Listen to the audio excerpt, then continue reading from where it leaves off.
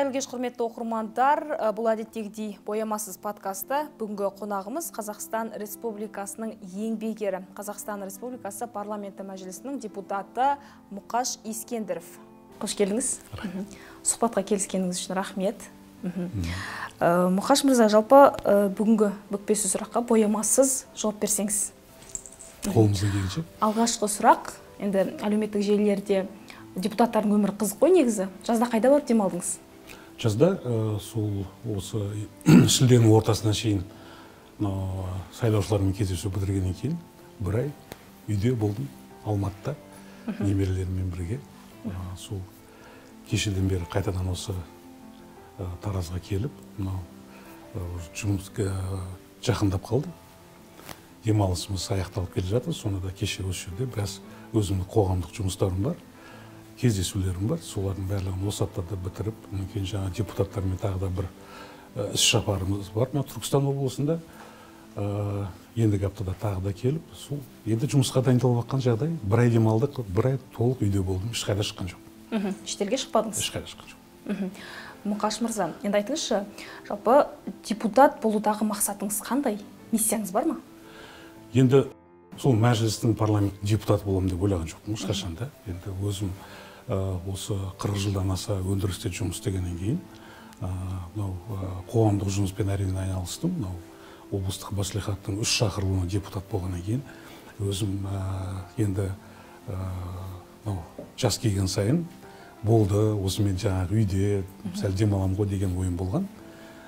Бірақ енді мынау жаңа парламент, жаңа сайлау заңы шыққаннан кейін жаңағы осы жердегі әріптестердің барлығы енді тәжірибеңіз бар, өзіңізді жаңа сынап, бір мандат округқа дегеннен кейін сол бағымызды сынап, сол наурыздағы сайлауға қатысып, енді Алланың қолдауымен мәжіліс депутаты болдық, осы Жамбыл облыстық 15-ші сайлау округі бойынша. Енді ешқашанда ол мәжілісте депутат боламын деп, ешқашан ойыма да кіріп шыққан жоқ. Бірақ енді қазір сол енді халықтың үмітін ақтаймын деген сондай жұмыс жасап жатыр. Енді осы қысқа уақыт аралығында қанша депутаттық сауал жолдадыңыз, оның қаншауы шешімін тапты? Енді барлығы істегеніміз 3 ай болды ғой, 100 күн дейді. Сол наурыз айының 27-сінен бастап осы шілде айының басына дейін 3 ай болды, 3 айдан сәл артық болды ғой жұмыс. Көптеген депутаттық сауалдарым көп болды. Оның барлығы қатысы, біріншісі мынау сайлаушылардың арыздары, олардың өтініштері, үлкен жаңағы мекемелердің, үлкен аудандардағы проблемалар, қаладағы проблемалар, және де осындай, ол тек қана өзімнің депутаттық жұмыс тек қана сауалмен шектелмейді. Сол 20-дан артық сауалдар жібердім, барлығын. Көбісінің шешімі табылып жатыр, көбісінің шешімі әлі алда болады дегенде үлкен жаңағы мәселелер бар, жаңағы уақытты талап ететін, қаржы талап ететін сұрақтар бар. Әрине, менің ойымша, жұмыстың бәрі алда деп ойлаймын. Бірақ осы уақытқа дейін бір өзіме жаңағы түсінгенім, бір неғым, сол біріншіден, ең біріншісі, мынау сайлаушылармен байланысты үзбеу. Бұл ең бірінші.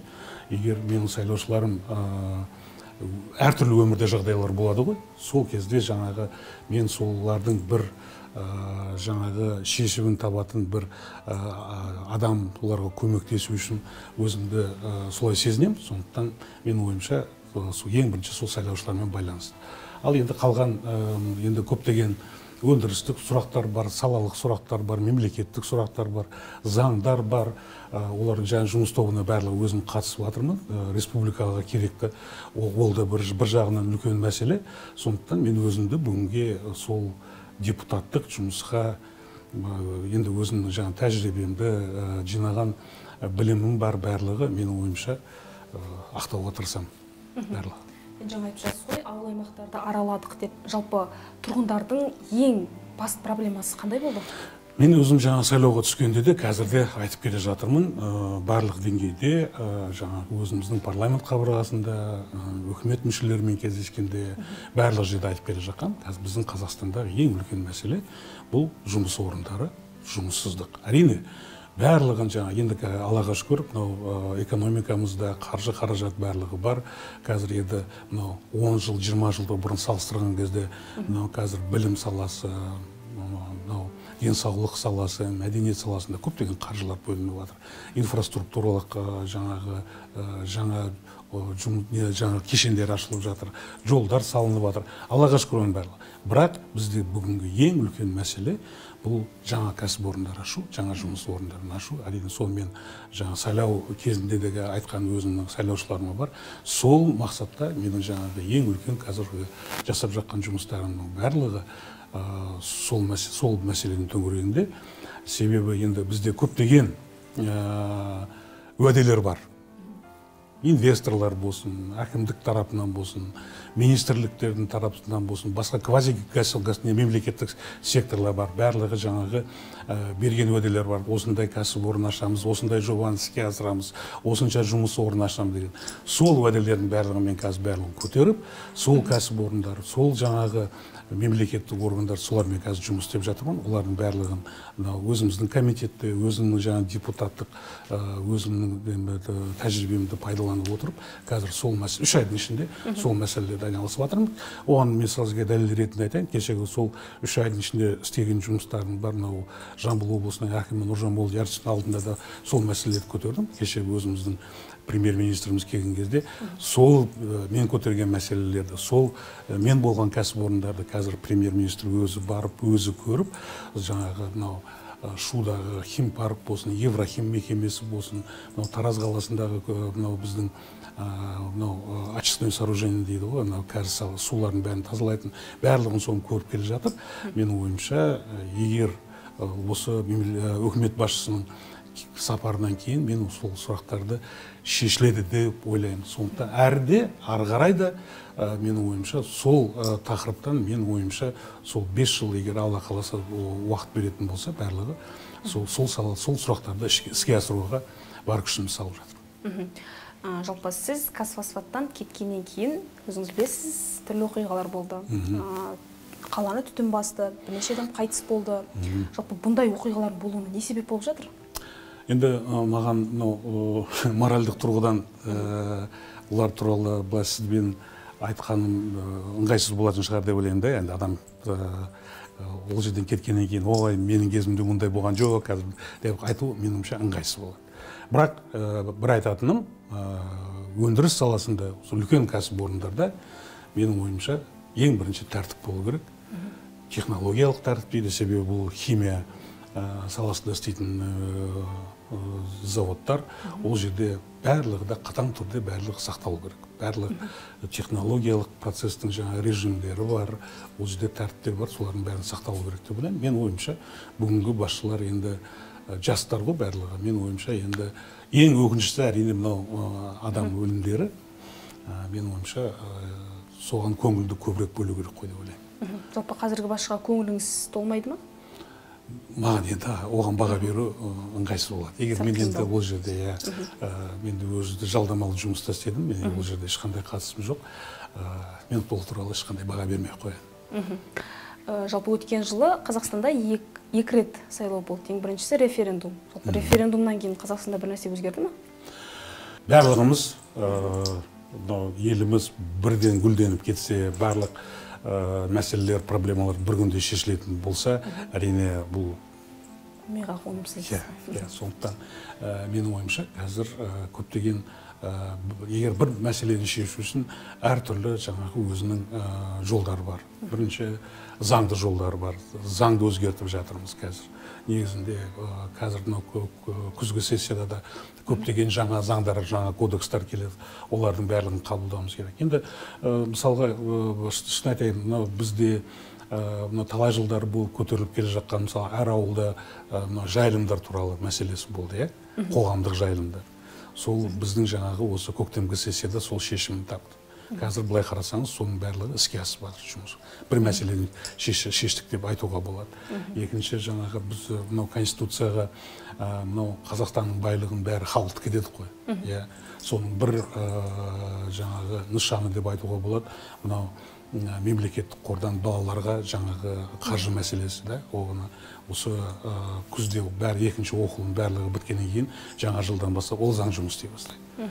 Мейлі көп емес, бірақ бұл бірінші қадам. Сол сияқты менің ойымша бұл бір күндік тірлік емес, бірақ өзіміздің жаңағы мемлекет басшысы Тоқаев мырза сондай бізге өзінің жаңағы кездесулерімізде соның барлығын айтып жатыр, соның бәрі іске асып жатыр. Менің ойымша көш жүре түзеледі ғой деп ойлаймын. Бірақ мен оған сенімім зор.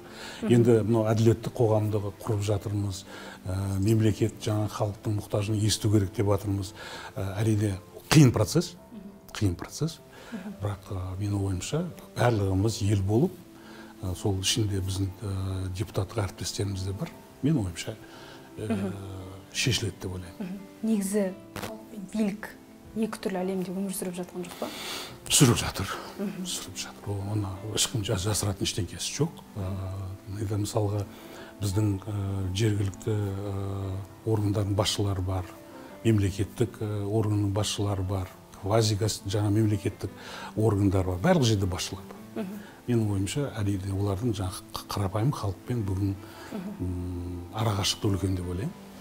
Сондықтан менің ойымша қазір соны біз арасында біз депутат болып, жалғыз мен емес, біздің парламенттің депутаттары, облыстық мәслихаттың депутаттары, аудандық мәслихаттар, қазір мен қарап жатырмын, баяғыда емес, қазір өте белсенді барлығы. Менің ойымша сол барлығын біз енді сол халық пен биліктің арасындағы депутаттар көпіріміз ғой деп ойлаймын. Соның арасында менің ойымша соны қысқарту керек. Жалпы супер президенттік жүйеден президенттік республикаға көштік. Бұл жерде парламенттің рөлі мен мәртебесі күшейді. Бұл Ерлан Қошановтың сөзі. Расымен парламенттің мәртебесі күшейді ме? 3 айда мен айтамын ғой, 3 айдың ішінде шын айту керек. Мен мысалға өзім экономикалық реформа мен өңірлерді даму комитетінің мүшесімін. Біз 25-тен артық сол 3 айдың ішінде отырыс өткіздік. Отырыс өткізгенде мынау негізінен мынау үкіметтің барлық министрліктермен жұмыс істеп жатырмыз. Мен ойымша қазір бүгінгі депутаттардың сапасы басқа жағынан қарағанда, бірақ барлығы солай барлығының жоғарғы білімі бар, тәжірибесі бар, бірақ мынау ашықтық жағы көп та. Сондықтан мынау сұрақтар жағынан, талап қою жағынан менің ойымша біз бұрынғы шақырылған депутаттармен енді салыстыру қазір болмайды деп ойлаймын. Сондықтан шын айтқан кезде қазір күшейіп жатыр ықпалы. Енді ықпалды парламент болуымыз керек деп отырмыз. Менің ойымша қазір енді барлығымыз қазір осы демалыс күндері демалыс болғанда әрине өзімізді демалдық, семьямен, бала шағамен, немерелермен дегендей, бірақ мынау халықпен барлық жерде проблемаларды бәрі көріп отырмыз. Сондықтан ол проблемалардың барлығын шешу керек. Қай жерге бармасаң да бізде барлық жерде проблема. Жолда кетіп батсаң проблема, қаланың ішінде жүрсең проблема, жаңағы самолетпен ұшсаң да проблема, темір жолмен жүрсең де бір проблемасыз нәрсе жоқ мемлекетте. Соның барлығын менің ойымша қазір шешуіміз керек. Жалпы қазіргі таңда парламентте спортсмендер де бар, айтыскерлер де бар. Жалпы бұл менің пікірім емес, жалпы әлеуметтік желіден оқып жатырмыз. Депутаттарға жолдайтын сұрақтарды басқа бір журналистер жазып береді екен деген. Мен енді басқа депутаттарға жауап бермеймін. Мысалға, мен өзім депутат болғаннан кейін, мен өз бірақ көмекшім бар, өзімнің. Одан кейін жаңағы Өсердегі, Таразда, одан кейін Астанада өзімнің қоғамдық көмекшілерім бар. Әріптестерім маған жаңа көмектесетін, сұрақ дайындайтын. Бірақ негізіне барлығын мен мысалға өзім жазамын. Сұрақтардың барлығын. Сондықтан басқа айтыскерлер болсын, спортсмендер болсын деп оларды мен жауап бере алмаймын. Бірақ менің ойымша, мен араласатын депутаттардың барлығы негізінде өздері жазады. Ал енді басқа депутаттармен қарым-қатынасым жақсы, барлығымен де, үлкені де бар, кішісі де бар. Бірақ енді олардың қалай дайындап жатқан несін енді хабарым жоқ. Ол маған қызық емес те. Главное өзіңіз. Енді әркім өзіне жауап беру керек. Жалпы осы мәжіліс және мәслихат сайлауында 7 партия қатысты. Оның ішінде ерекше көзге түскені Байтақ пен Республика. Жалпы бұл биліктің қуыршақ партиясы емес пе? Енді байтақ өткен жоқ қой. Иә, мынау басқа мынау жергілікті маслихаттарда болмаса, бірен-саран негізінде республика көлемінде олар өткен жоқ. Мынау республика партиясының депутаттары мысалы маслихатта, мәжілісте барлығын білем, жас жігіттер, ішінде қыздары да бар, жаңағы жігіттер де бар. Негізінде мен олардың істеп жүрген жұмыстарына қазірше көңілім толады. Негізінде байтақтықтардың ба? Жоқ, республика бар. Байтақтың ешқайсысын білмеймін. Олармен жаңағы қарым-қатынасым жоқ. Енді жаңадан құрылған партия ғой. Олар енді жаңа экология мәселесінің барлығын көтеріп жатыр. Енді оны былайша айтқанда бір дискуссия жасауға болады да, қалай жасап жатқан, не жасап жатқан, негізінде көп хайп көп сияқты да оның ішінде. Сондықтан егерде экологияның мәселесі бұл тек қана кәсіпорындарға қарап қалған жоқ қой, оларға жаңағыдай бірден тиісіп, олардың жаңа қайта-қайта сұрақтар көтеруге. Менің ойымша, ал республика партиясы бар, Ақ жол бар, ауыл партиясы бар. Барлығымен араласып тұрамыз. Бәріміз біз жаңағы комитетте барлық партиялардың мүшелері бар. Негізінде бүгінгі істеп жатқан тірліктері, қадамдары жаман емес. Жаман емес, өздері білімді, өлімді барлығы. Енді біз мысалғы парламенттің ішіне келген кезде ол жерде сен мынау партиядансың, сен мынау партиясың деп бөлінбейміз, шын айтқан кезде. Тек қана жаңағы ол жерде мәселелерді талқылап, дайындап, соны шешуге қарсы бармыз. Бірақ енді олар өздерінің партияларында отырғанда өздерінің бір бағдарламалары, бірдеңелері бар шығар. Бірақ негізінде парламент қабырғасында қарым-қатынас өте жақсы. Мынандай бір бәсекелестік, жаңағыдай, ондай, ой, сен анау партиядан екенсің, сен мынау партияда екенсің, ондай деген жоқ. Сегізі барлығы осы, бәріміз сол жерде айтқанбыз, қай партиядан келсек те, біреуі біз бір мандаттық округтан келдік. Партияның жаңа тізіммен барған депутаттар бар. Жаңағы басқа партиялардың бәрі партияның тізіммен келген адамдар бар. Бірақ олардың барлығы бүгінгі алып жатқан көзқарасы халықтың проблемаларын шешу, жергілікті өңірлердің проблемасын шешу, олардың барлығы соған бүгін менің ойымша дайындықтары жаман емес. Жалпы мәжіліс және ал жаңа сіз айттыңыз, олар жаңағы қуыршақ партия дейсіз ғой. Енді ол жағын мен білмеймін ғой, қалай олар жаңа сайлау кезінде болған. Енді адамдардың болып жатқан депутаттардың сапасына қарап, олардың жүріс-тұрысына, олардың істеп жатқан тірлігіне қарап баға беріп жатырмын. Олар қалай оның ішіне кірді, енді оны мен білмеймін. Партиялар құрылады, мәселен, Адал партиясы құрылды, одан кейін Дариға Назарбаева партия құрды. Олардың бәрі енді қосылып кетті ғой. Қосылып жатыр. Жалпы Мұқаш Зұлқарнайым, айтыңызшы, осы соңғы сайлауда дауыс ұрланған жоқ па? Енді шын айтқан кезде бәрімізде менің де көңілім толған жоқ.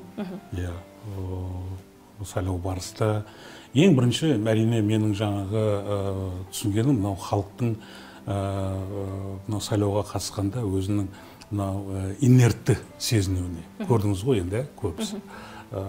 Себебі мынау сайлаушылар сайлауға келу үшін жергілікті органдар жағдай жасау керек. Оларға түсіндіріп барлығын. Ол жалғыз жаңағы сайлауға түскен азаматтардың міндеті емес сайлаушылар келу. Ол жергілікті органдардың, мемлекет басшыларының жаңағы жұмысы. Менің ойымша ол бағаға мен жоғары баға бермес едім. Себебі бұл халықтың бүгінгі мемлекетті, үкіметтің басшыларына, жергілікті аймақты басқарып отырған, өңірді басқарып отырған басшыларға сенімсіздігі деп айтуға болады. Әрине, бұл жағынан ешқандай менің де көңілім толған жоқ. Ал енді ұрланды ма, ұрланбады ма, енді не дейді, оны адам деген қолынан ұстамағаннан кейін айта алмайсың ғой, бірақ енді қоғамда үлкен пікірталастар болады. Өзім сол қоғамның мүшесі болғаннан кейін менің де оған көңілім толған жоқ. Толмайды, себебі сайлаулардың бәрі алда болады деп ойлаймын. Мысалға, Түркияда болған сайлауларды көрдік қой. Иә. Менің де арманым біздің Қазақстан халқының белсенділігі одан да асып түсу керек деп ойлаймын. Ол сонда ғана біз жаңағы жаңа Қазақстан құра аламыз. Мен ойымша соған жетуіміз керек. Жалпы халықтың көбісі аманатқа сенгісі келмейді. Дауыс бергісі келеді, бірақ қоғамда осындай пікір бар ғой. Мысалы, бір-бірімізбен сөйлескен кезде дауыс беруге келесің бе десе, қойшы бәрі аманат өтеді ғой деген сияқты көзқарас қалыптасқан. Не себеп бұндайға? Енді менің ойымша бүгін енді бас партия болғаннан кейін, негізінде парламентте жеңгеннен кейін, енді мен өзім партиялық тізіммен түскен жоқпын. Мен өзім менде сол партияның, Аманат партиясының мүшесі болғаннан кейін, бірақ мен өзім түскенде Мұхаш Ескендіров деп түстім. Сондықтан менің ойымша партияның авторитеті сол партияның мүшелерінің арқасында қалыптасу керек деп ойлаймын. Сондықтан менің ойымша әлі де мынау партиялық тізіммен түскен депутаттар сол партияның беделін ары қарай жоғары көтеру үшін менің ойымша одан да көп жұмыс істеу керек. Кейін қазір парламенттік партия болғаннан кейін қазір мемлекет қаржыландырып жатыр Аманат партиясына. Бюджеттен ақша бөлініп жатыр. Бүгінгі партияның қызметкерлері, мысалы ауданда, қалада, облыста жұмыс істеп жатқан, олар қазір бюджеттің тарапынан ақша алып жатыр.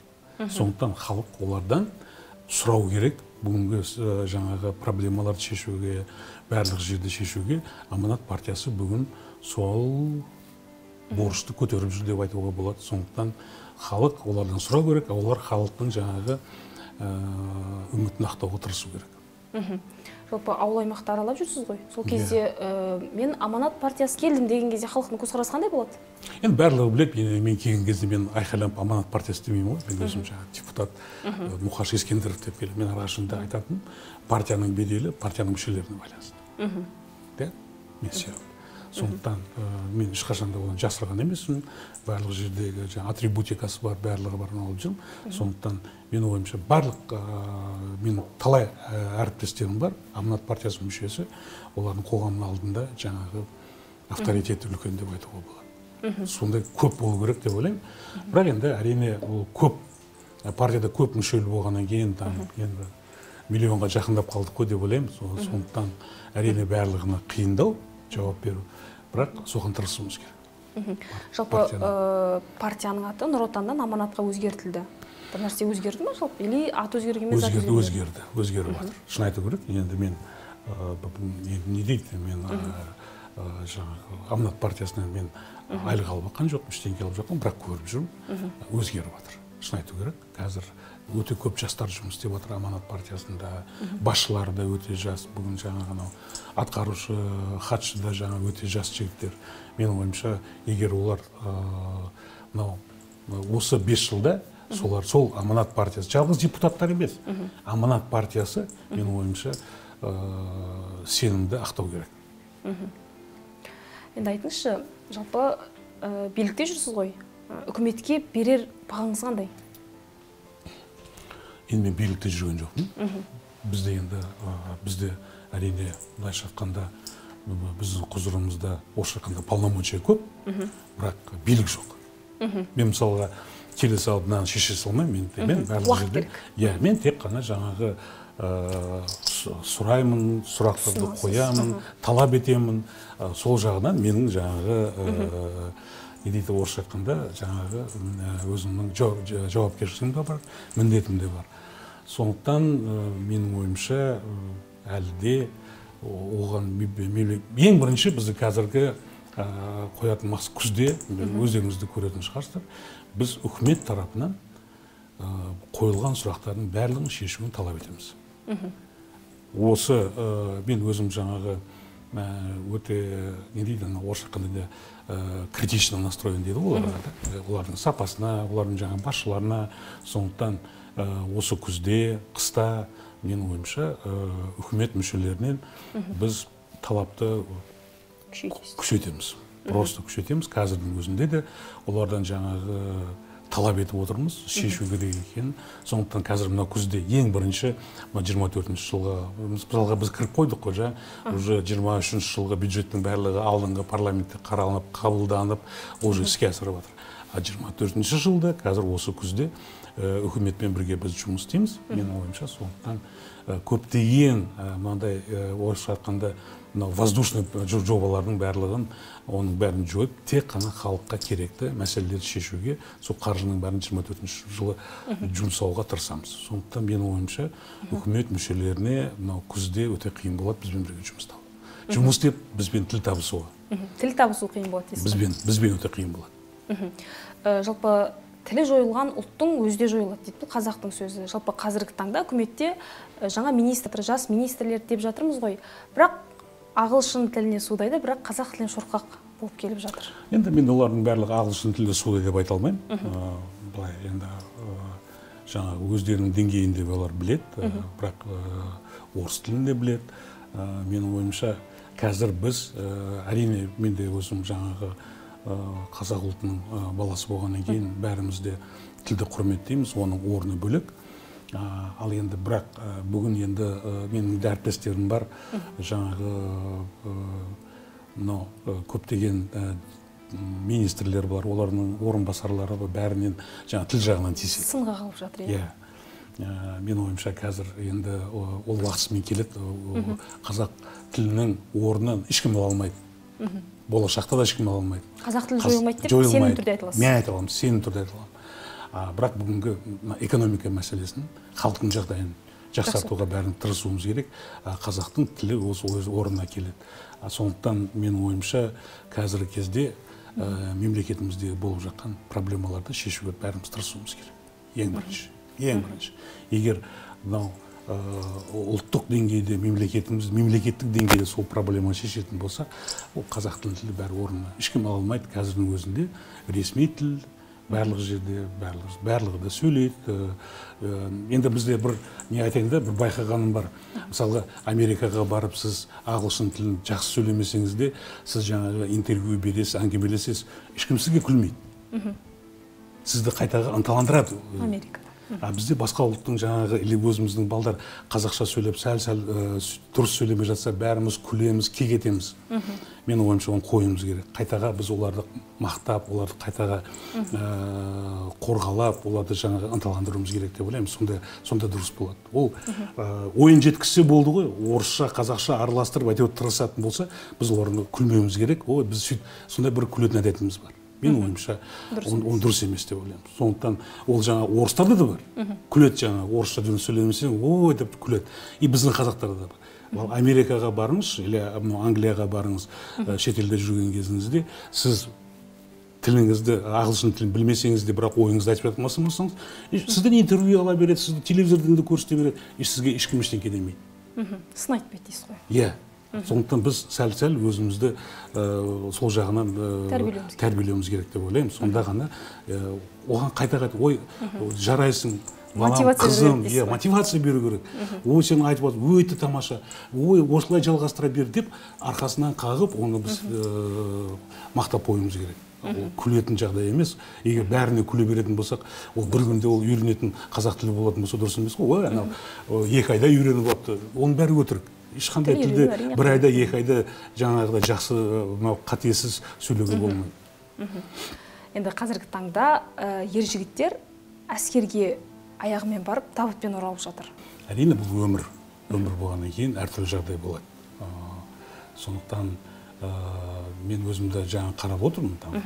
Қазақстан бойынша жылда, мысалға, бізде бір 200 мың ба, қазір қарулы күштерімізде жаңағы әскер борышын орындап жүрген адамдар, егер солдан 20 ма 30 ба Қазақстан бойынша бір жылда, әрине бұл енді сіз көріңізші ма, біздің жолда қанша адам қайтыс болып жатыр бір күнде. Иә? Олардың саны мыңдаған жылда. Сондықтан менің ойымша ол осынша кетіп жатты деп айтуға болмайды. Бірақ қарулы күштерде, бей-жай қарап жатқан жоқпыз ба жалпы? Бірақ қарулы күште болып жатқан, орысша айтқанда дедовщина дейді, анан кейін жаңағы офицерлердің жаңағы қоқан-лоққы жасап жатқандары жас солдаттарға ол бар. Ол парламент қабырғасында біздің комитетіміз бар, ол жақта бәрін қарап жатыр. Оның жаңағы заң қабылдады, қазір қоғамдық бақылау жаңағы баяғыда әскери бөлімдерге ешқандай қадағалау болмайтын еді ғой. Қазір негізінде мынау олардың тұратын жерін, тамақ ішетін жерлерін барлығын қоғамдық жаңағы қабылдау арқылы, бақылау арқылы, қоғамдық бақылау арқылы қарауға болады. Сондықтан менің ойымша оның барлығы түзелетін нәрсе. Бірақ жаңа сіз айтқандай көп бала бар, көп табытпен келеді деген, менің ойымша ол дұрыс емес. Сондықтан статистикаға жүгіну керек. Жалпы қазіргі таңда кез келген адам демей ақ қояйыншы, бірақ енді билікте бар ғой, әр адамның өзінің бір командасы бар. Командалық жүйе деген ұғым бар. Сіздің командаңыз бар ма? Енді мен айтайын сізге, мен Казахстанда 40 жылдай жұмыс істедім. Әрине сол жерде бірге істеген әріптестерім бар.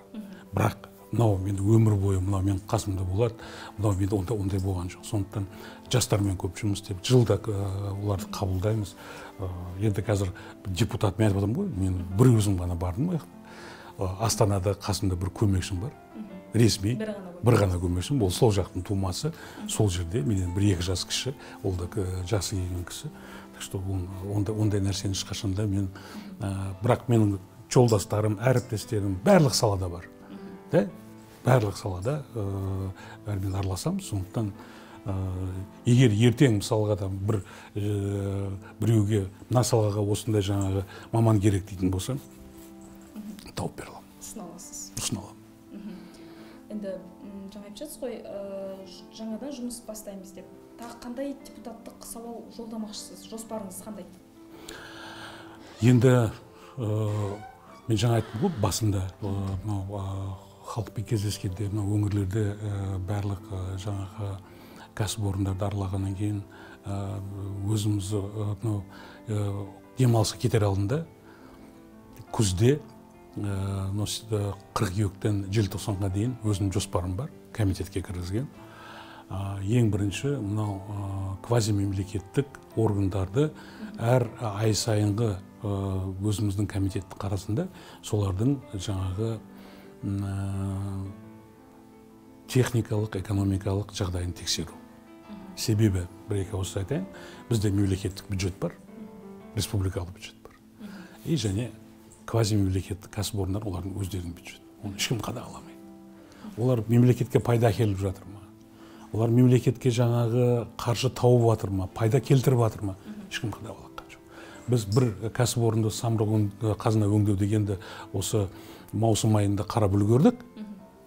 Мен сізге айтайын, сол мекеме бір самұрық қазынаның бір жаңағы өзінің орысша айтқанда дочкасы дейді ғой. 246 миллиард теңге убыток, да, мысалға. Көп па? Өте көп. Біреуі ғана. Сондықтан біз жаңағы мен әріптестердің барлығымен сол мемлекеттік, квазимемлекеттік кәсіпорындардың тыныс-тіршілігімен айналысып, олар естеп жатыр. Мемлекеттік қаражатын қалай жұмсап жатыр. Мемлекетке олардың қандай пайдасы бар. Сондықтан осы жылдың аяғына дейін 4 мекемені жаңағы жоспарлап отырмын өзім. Соның барлығын қатысып, олардың барлығын тексеріп, соның барлығын жаңағы парламент қабырғасында жоспарлап та қойдым. Қыркүйекте қай мекемені, қазанда қай мекемені, жаңағы барлығын ай сайын қандай мекемелерді, кәсіпорындарды, сондай өзімнің жоспарым бар.